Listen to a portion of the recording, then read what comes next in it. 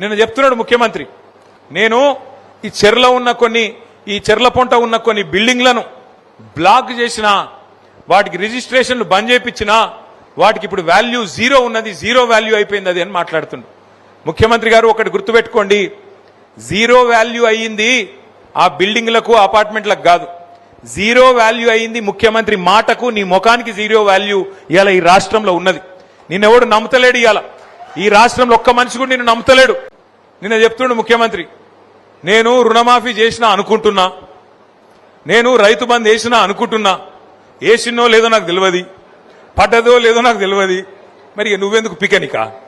నువ్వు మా ముఖ్యమంత్రి వారు, నువ్వు లేకపోతే ఇంకోట ఏంది నువ్వు? మరి నువ్వు రైతు బంద్ ఎత్తే నీకు తెలియదు, రుణమాఫీ జరిగిందో లేదో నీకు తెలియదు, హైదరాబాద్ లో దోమలు బాగా పెరిగిపోయినాయి, మున్సిపల్ మంత్రి వాడు నువ్వే కదా, దోమలు పెరిగితే ఆటోలలో చెత్త తీస్తలేరని ముఖ్యమంత్రి బాధ చెప్పుకుంటుండు మైకులా.